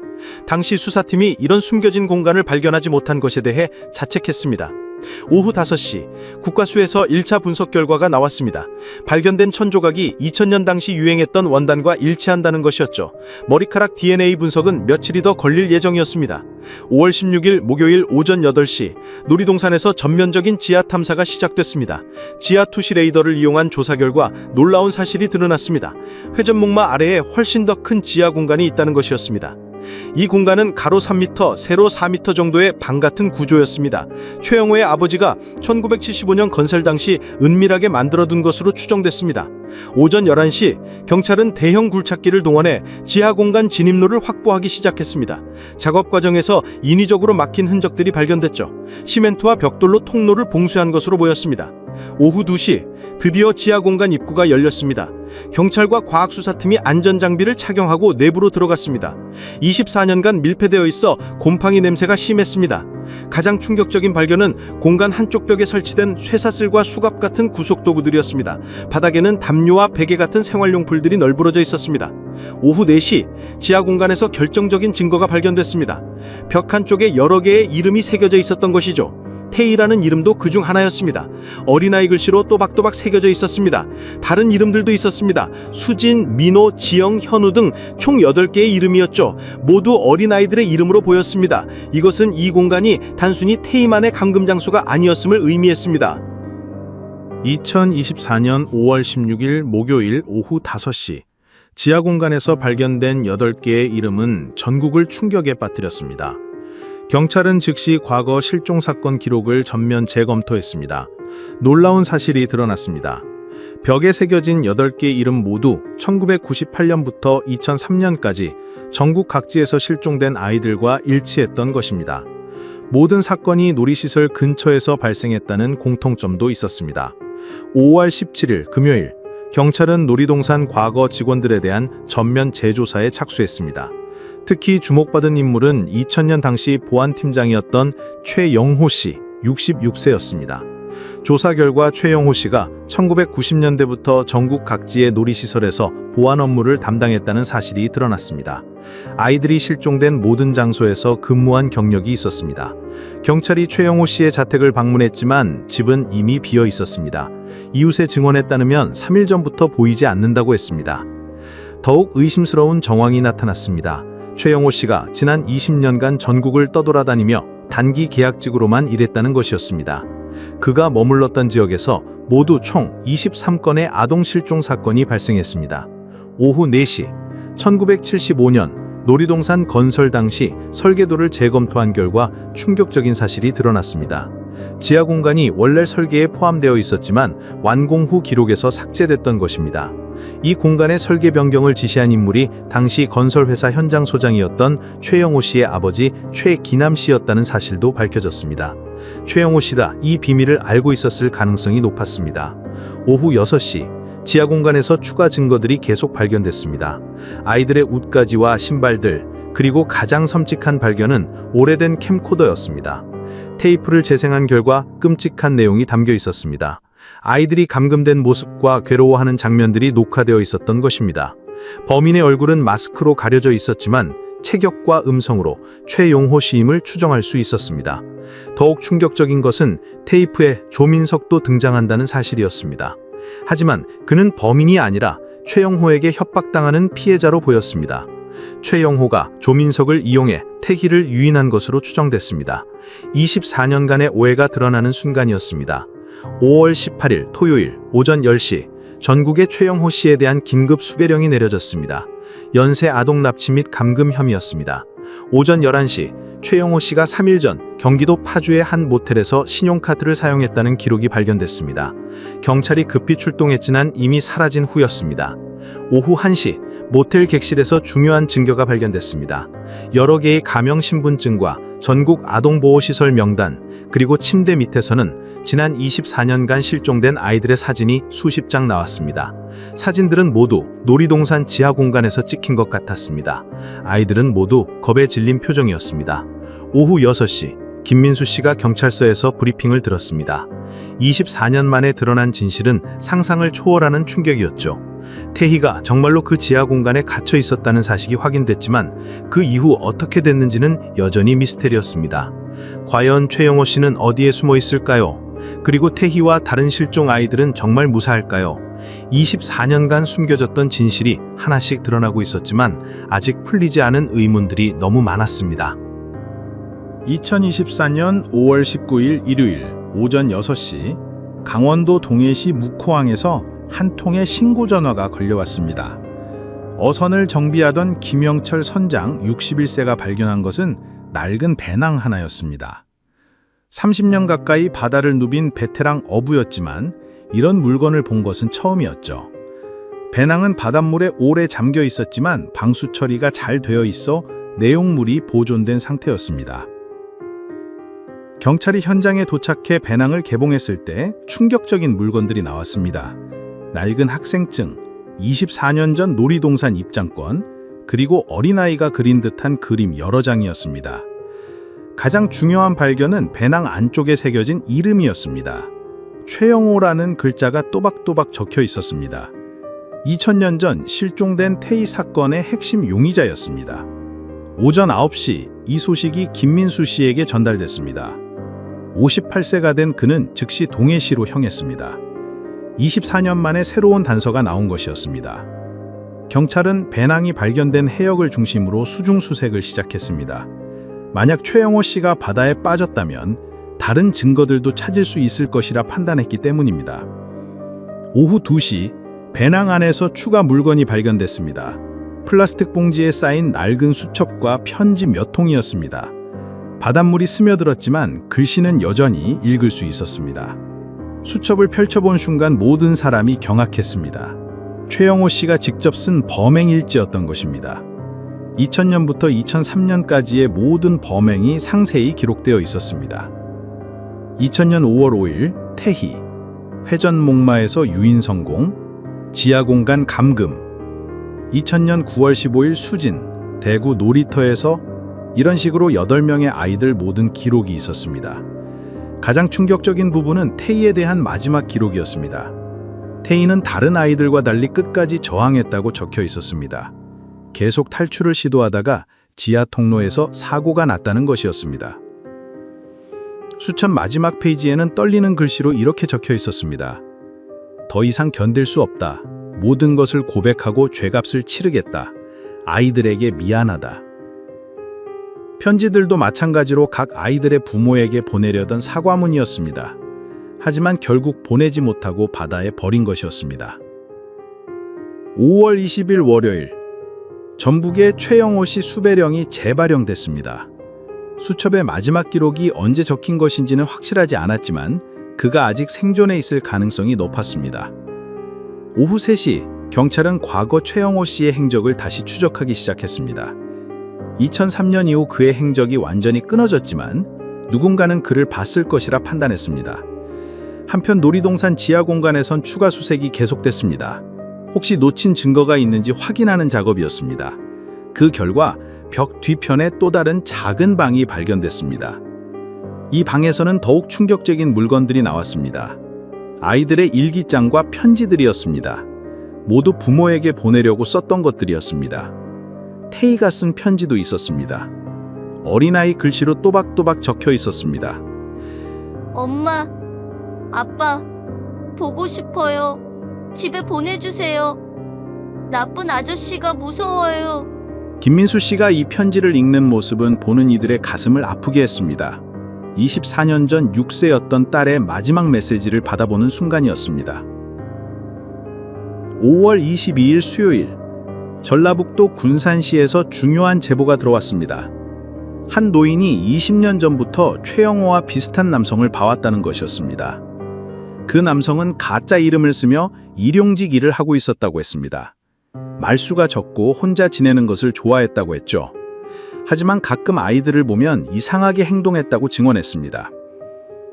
경찰이 급히 군산으로 출동했지만 그 남성은 이미 떠난 후였습니다. 3일 전부터 보이지 않는다고 했죠. 마치 수배 소식을 듣고 도망친 것 같았습니다. 하지만 그가 머물렀던 쪽방에서 결정적인 증거가 발견됐습니다. 벽에 붙어있던 신문 스크랩들이었죠. 모두 아동 실종 사건을 다룬 기사들이었습니다. 그 중에는 태희 실종 사건 기사도 있었습니다. 24년 전 신문인데 빨간 펜으로 중요한 부분들이 표시되어 있었죠. 최영호 씨가 지금까지도 자신의 범행을 기억하고 있다는 증거였습니다. 5월 25일 토요일, 마침내 결정적인 제보가 들어왔습니다. 제주도 서귀포시의 한 펜션에서 최영호와 닮은 남성이 투숙했다는 것이었습니다. 경찰이 급히 제주도로 출동했습니다. 하지만 역시 한 발 늦었죠. 최영호 씨는 이미 떠난 상태였습니다. 하지만 이번에도 한 발 늦었습니다. 펜션 방은 이미 비어 있었고 최영호 씨는 흔적도 없이 사라진 상태였습니다. 펜션 사장의 말에 따르면 새벽 4시경 급하게 짐을 챙겨 떠났다고 했습니다. 방 안에는 특별한 단서도 남겨두지 않았습니다. 마치 처음부터 아무도 머물지 않았던 것처럼 깔끔했죠. 최영호 씨가 얼마나 조심스럽게 행동하고 있는지 알 수 있었습니다. 경찰은 최영호 씨가 수배 소식을 듣고 더욱 신중하게 움직이고 있는 것으로 판단했습니다. 24년간 숨어 살아온 경험으로 추적을 피하는 방법을 잘 알고 있는 것 같았습니다. 5월 30일 목요일 오후 6시 마침내 그 순간이 왔습니다. 부산 해운대 경찰서에 최영호 씨가 직접 찾아온 곳입니다. 24년 만에 자수였습니다. 70세가 된 최영호 씨는 완전히 다른 사람이 되어 있었습니다. 깡마른 몸에 하얀 머리, 구부정한 등 모습이었죠. 하지만 눈빛은 예전보다 훨씬 진정되어 보였습니다. 자수한 최영호 씨는 모든 범행을 자백했습니다. 8명의 아이들을 납치해 지하 공간에 감금했고 인신매매 조직에 넘겼다고 했죠. 하지만 태희만은 예외였습니다. 태희는 끝까지 저항했습니다. 탈출을 시도하다가 지하 통로에서 사고가 났다고 했습니다. 그 중간 최영호 씨도 패닉에 빠졌고 잘못된 판단을 했다고 자백했습니다. 김민수 씨가 경찰서로 달려왔습니다. 24년 만에 마주한 최영호 씨는 예전 모습과는 완전히 달랐습니다. 김민수 씨는 분노와 슬픔이 교차하는 복잡한 감정을 느꼈습니다. 죄송합니다. 최영호 씨가 김민수 씨에게 무릎을 꿇었습니다. 24년간 숨어 살면서도 죄책감에 잠 못 이룬 날이 더 많았습니다. 용서를 구할 자격도 없지만 김민수 씨는 한동안 아무 말도 할 수 없었습니다. 24년간 기다려온 이 순간이었지만 막상 맞닥뜨리니 허탈함만 밀려왔습니다. 최영호 씨는 태희의 마지막 순간에 대해서도 자세히 증언했습니다. 지하 통로에서 사고가 난 후 어떻게 처리했는지까지 모든 것을 털어놨습니다. 5월 5일 어린이날, 언론은 24년 만에 해결된 태희 실종 사건을 대대적으로 보도했습니다. 전국이 이 소식에 주목했고 많은 사람들이 김민수 씨에게 위로를 보냈습니다. 하지만 김민수 씨에게는 여전히 아픈 현실이었습니다. 진실을 알게 됐지만 태희는 돌아올 수 없었거든요. 24년 전 그 순간으로 시간을 되돌릴 수도 없었습니다. 최영호 씨는 1심에서 무기징역을 선고받았습니다. 8명의 아동 납치와 인신매매, 그리고 태희에 대한 과실치사 혐의였죠. 70세 노인에게는 사실상 종신형이나 다름없었습니다. 재판 과정에서 다른 7명의 아이들 소식도 일부 밝혀졌습니다. 대부분 해외로 팔려갔지만 그중 3명은 성인이 되어 한국으로 돌아왔다고 했죠. 하지만 어린 시절의 트라우마로 여전히 고통받고 있었습니다. 5월 5일 김민수 씨는 놀이동산 지하 공간을 마지막으로 방문했습니다. 태희가 마지막으로 있었던 곳이죠. 벽에 새겨진 엄마라는 글자를 보며 한참을 서 있었습니다. 현재 그 놀이동산은 영업을 중단한 상태입니다. 회전마구도 철거됐고 지하 공간은 완전히 메워졌죠. 너무 많은 아픈 기억이 서려 있는 곳이었습니다. 김민수 씨는 2015년 세상을 떠난 아내 이지연 씨의 묘소를 찾았습니다. 24년 만에 태희 소식을 전해주기 위해서였죠. 묘비 앞에서 그는 모든 이야기를 들려줬습니다. 여보, 태희 찾았어. 비록 우리 곁으로 돌아올 수는 없지만 진실은 밝혀졌어. 태희가 얼마나 용감한 아이였는지, 끝까지 포기하지 않고 집으로 돌아오려고 했다고. 5월 20일 전국 8개 지역에서 동시에 추모 행사가 열렸습니다. 태희를 비롯한 실종 아동들을 기리는 행사였죠. 많은 시민들이 참여해 꽃을 바치고 묵념했습니다. 김민수 씨도 서울 추모 행사에 참석했습니다. 수많은 사람들이 태희를 기억해주고 있다는 사실에 위로를 받았죠. 혼자가 아니라는 느낌을 들었습니다. 8월 말 최영호 씨가 교도소에서 급작스럽게 세상을 떠났습니다. 지병이 악화된 것이었습니다. 마지막까지 참여하는 모습을 보였다고 교도관들이 증언했습니다. 그의 유언장에는 또 다른 충격적인 내용이 적혀 있었습니다. 아직 발견되지 않은 증거들의 위치를 자세히 기록해 둔 것이었죠. 마지막까지 진실을 밝히려는 의지였습니다. 현재도 경찰은 최영호 씨가 남긴 단서들을 토대로 수사를 계속하고 있습니다. 해외로 팔려간 아이들을 찾기 위한 국제공조 수사도 진행 중입니다. 김민수 씨는 이제 65세가 됐습니다. 태희가 살아있었다면 30세가 될 나이입니다. 그는 매년 태희 생일마다 케이크를 사서 놀이동산 터에 찾아갑니다. 태희야, 아빠가 늦었구나. 24년이나 걸렸지만 결국 진실을 찾았어. 내가 얼마나 용감했는지, 얼마나 집에 오고 싶어 했는지 이제 알아. 아빠가 항상 너를 기억할게. 2024년 현재도 전국에선 해마다 수십 명의 아이들이 실종됩니다. 태희 사건이 우리에게 주는 교훈은 분명합니다. 아이들의 안전을 지키는 것은 우리 모두의 책임이라는 것이죠. 놀이동산 터에는 이제 작은 추모공원이 조성됐습니다. 태희를 비롯한 모든 실종 아동들을 기리는 공간입니다. 많은 부모들이 이곳을 찾아 아이들의 안전을 다짐합니다. 24년간 끝나지 않았던 악몽이 이제 막을 내렸습니다. 하지만 김민수 씨에게는 새로운 시작이기도 합니다. 남은 인생을 태희를 기억하며 다른 실종 아동 가족들을 돕는 일에 헌신하기로 결심했거든요. 세상에는 아직도 풀리지 않은 수많은 미스테리가 있습니다. 하지만 포기하지 않고 진실을 찾으려는 사람들이 있는 한 언젠가는 모든 진실이 밝혀질 것입니다. 태희의 이야기는 여기서 끝납니다. 하지만 그녀가 남긴 메시지는 계속될 것입니다. 아이들이 안전한 세상, 가족들이 행복한 세상을 만들어가자는 메시지 말이죠.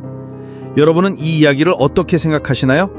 태희처럼 무고한 아이들이 더 이상 사라지지 않도록 우리 모두가 지켜봐야 합니다.